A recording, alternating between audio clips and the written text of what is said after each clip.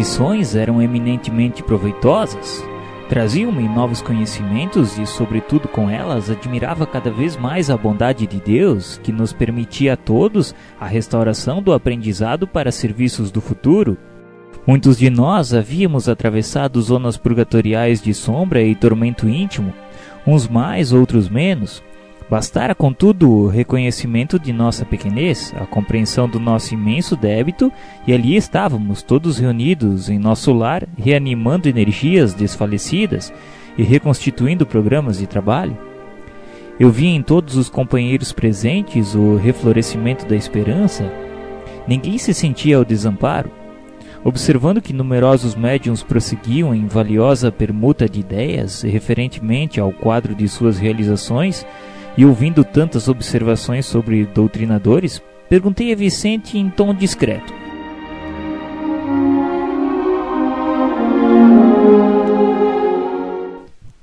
Vicente, não seria possível, para minha edificação, consultar a experiência de algum doutrinador em trânsito por aqui? Recolhendo notícias de tantos médiuns com enorme proveito, creio que não deva perder essa oportunidade. Estou de acordo, André. Se é de seu interesse, procuremos Belarmino Ferreira. Ele é meu amigo há alguns meses.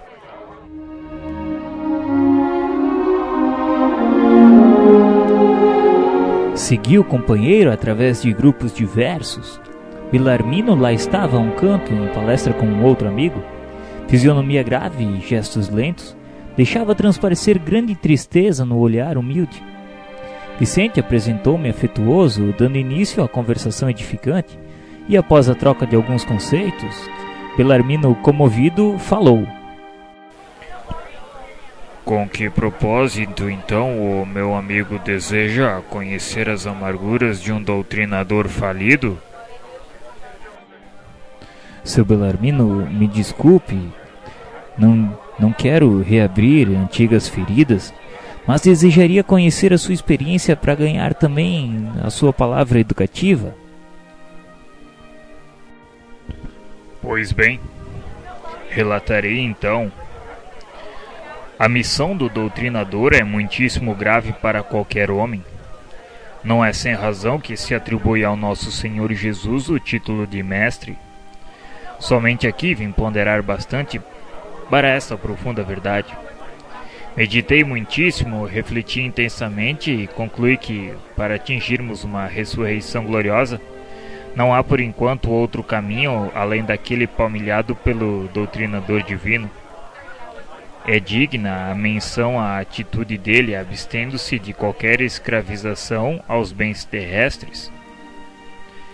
Não vemos passar o Senhor em todo o Evangelho senão fazendo o bem, ensinando o amor, acendendo a luz, disseminando a verdade.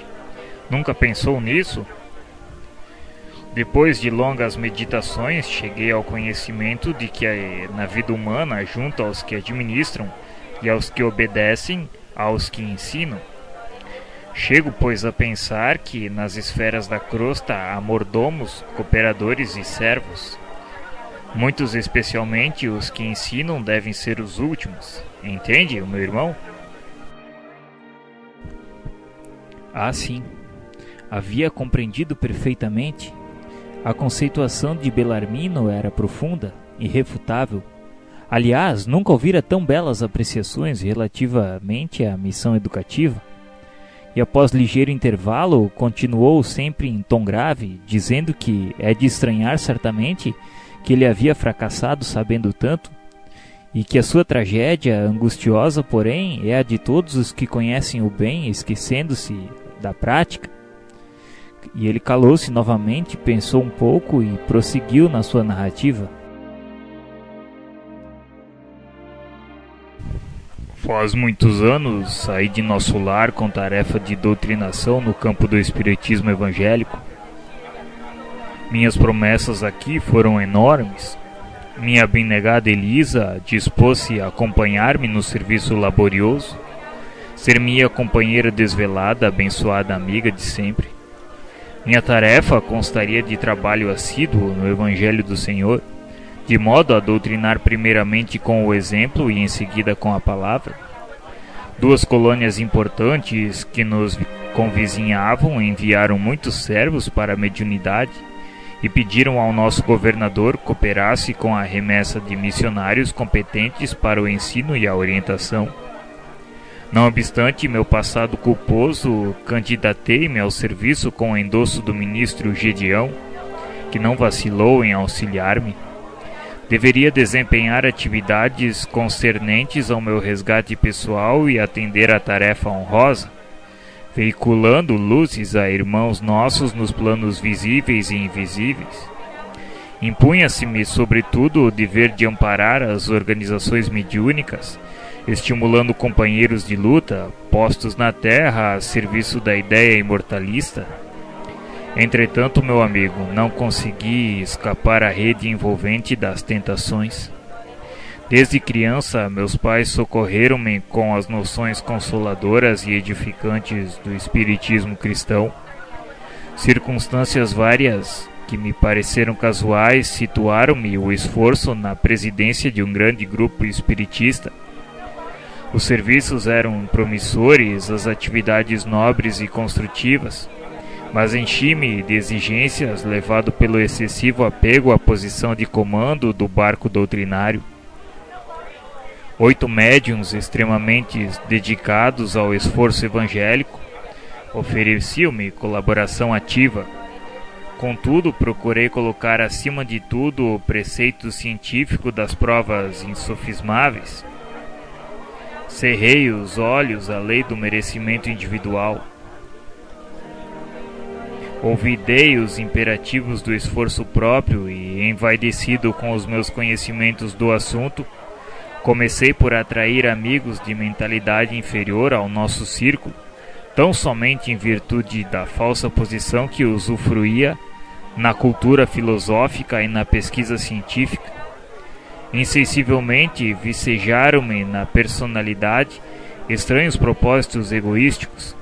Meus novos amigos queriam demonstrações de toda a sorte, e ansioso por colher colaboradores na esfera da autoridade científica, eu exigia dos pobres médiuns longas e porfiadas perquisições nos planos invisíveis.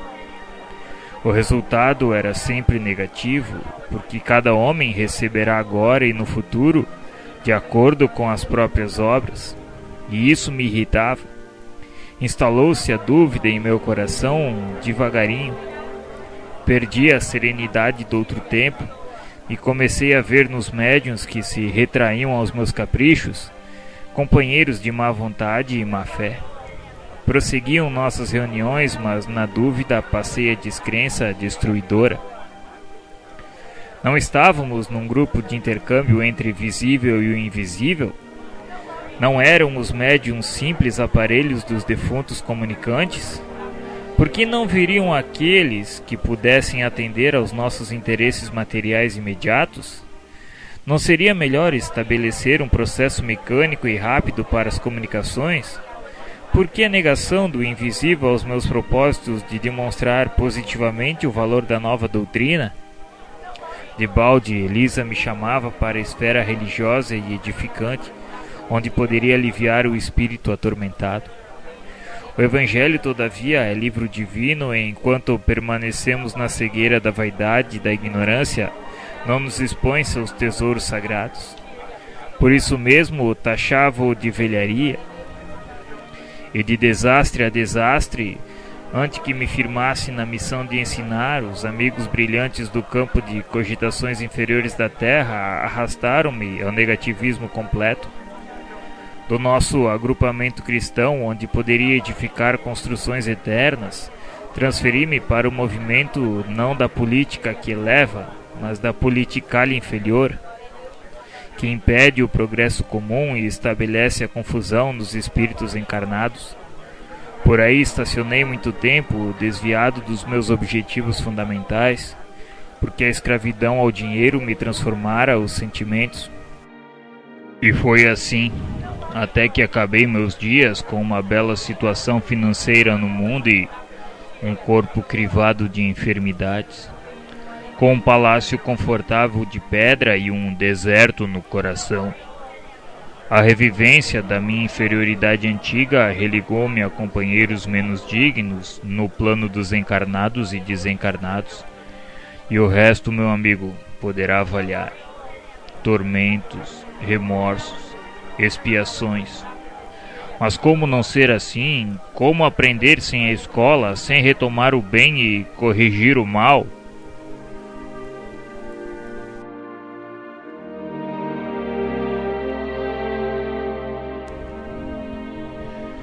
Sim, Belarmino, você tem razão. Tenho a certeza de que não vim tão só ao centro de mensageiros, mas também ao centro das grandes lições.